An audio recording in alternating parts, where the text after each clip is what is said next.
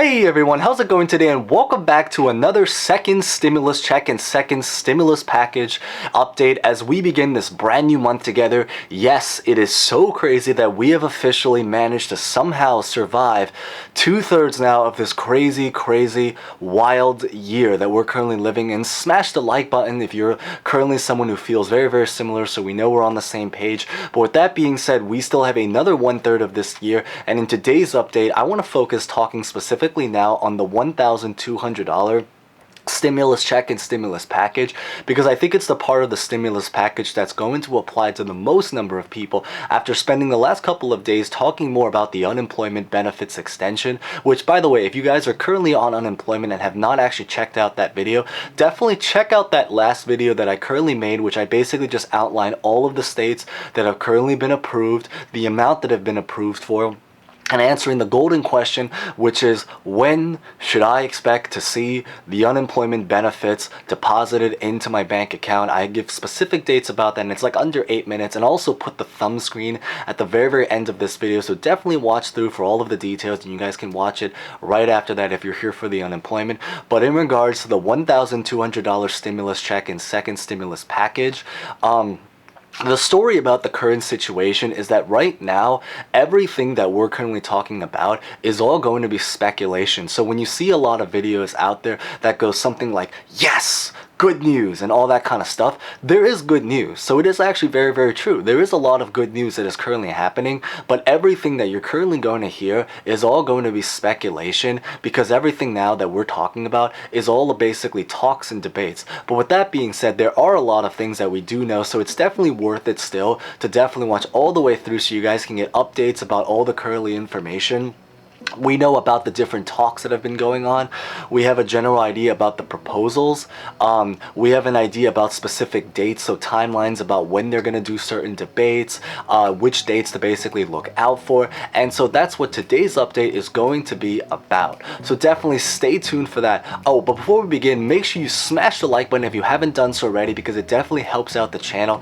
And consider subscribing if you're into any kind of stimulus check update videos or anything like that. When we're not talking about stimulus, we'll probably talk more about other finance topics, so definitely subscribe and hit the bell notification, and feel free to comment down any questions or any thoughts at any time throughout this. If you have any, I always love to kind of get a discussion going. So with that being said, let's get the video rolling.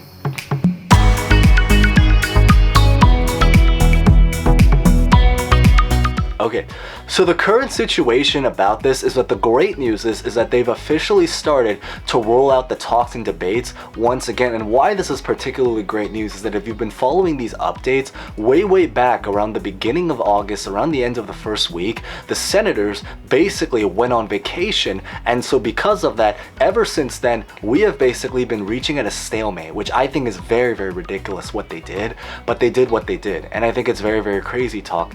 But with that being said, the good news is that as of, I believe, last Thursday, Pelosi and Meadows basically met up and they started to roll out conversations talking about the stimulus check and stimulus package. And also, if you've been following these updates, September 8th, the day right after Labor Day weekend, that is basically when the senators will officially return back from vacation and now start talking about the second stimulus check and second stimulus package update once again. So the great news is that there's definitely a lot of progress that's currently being made, and there's definitely a lot of talks that are currently being discussed.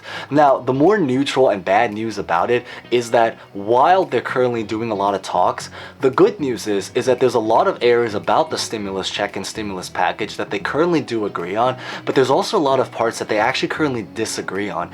And one of the things that they disagree on is actually about the approach to the second stimulus check and second stimulus package. For the Democrats are currently still trying to create something where they can try to bundle up and pass an entire giant package all together at once, whereas the Republicans are currently leaning to try to propose something where they could pass different parts of the stimulus package in different sections. I think the motivation is really because for Pelosi, she included a lot of different things inside of the stimulus package.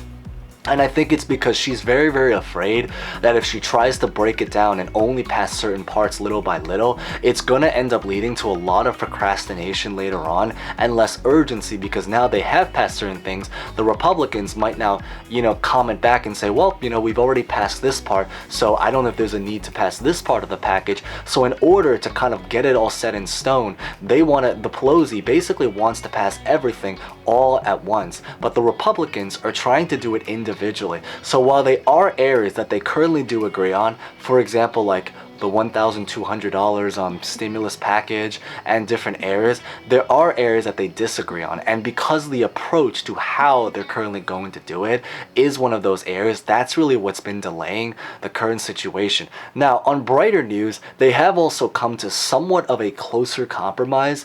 Originally, right now, there are currently 3 proposals that are currently been floating around. The first one is the HEROES Act, the second one is the HEALS Act, and then the third one is basically the skinny bill that they recently wrote. Maybe I'll make a video with an easy explanation about the skinny bill, because I know I haven't made that yet. So definitely smash the like button and subscribe if you haven't done so already to get updated about that.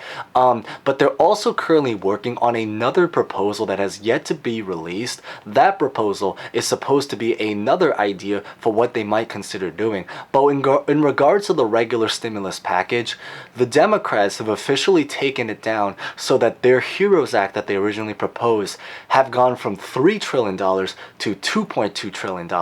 On the Republican side, they have officially taken and rose their proposal, which was the HEALS Act, from $1 trillion to, I believe, about $1.3 trillion. So they are getting close together. That is the great news about it. But there are still areas that they kind of disagree with, and there are still talks that have to be made. Now, the story is that Nancy Pelosi is still trying to hold very, very firm about the current situation, and the Republicans are somewhat like that too. So we don't know how the debates are currently going.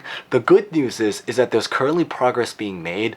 The more neutral news is that there are currently still disagreements. But hopefully, they can try to come to terms with something in the next couple of days or weeks when the senators return back from their vacation after Labor Day weekend.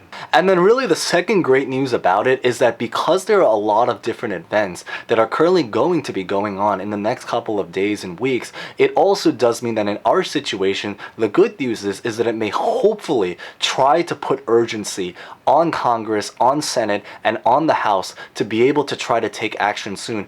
Also because, as I kind of mentioned in a lot of my past videos, the unemployment that we're currently seeing, the $300 and $400 that I'll link in a little bit, and if you guys haven't checked it out already, it comes from a very, very specific limited budget, which is supposed to be used for emergency situations. That's kind of why, even though I was able to give you guys a pretty close date to when it starts, it wasn't easy for me to give you guys like an end date, because the true end date is that there really isn't an end date. The end date is basically either when something drastic happens or when they run out of money. Now, part of that money is supposed to be used to help with different things like natural disasters. So we have like wildfires in California, hurricanes in the south, all sorts of different things. So it's because of that reason, the likelihood is that the unemployment is likely going to be running out in potentially maybe even a month. So it will hopefully press urgency on Congress to basically try to pass something soon,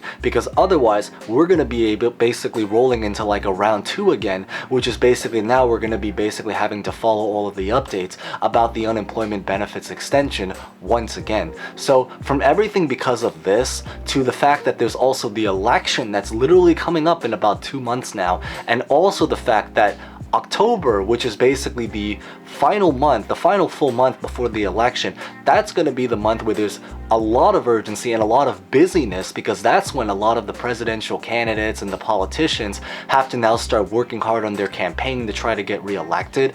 I do think that it will hopefully put a lot of urgency on them to finally try to do something in September. I do just think that it is very, very crazy, and I know it's a very, very hard time with a lot of uncertainty.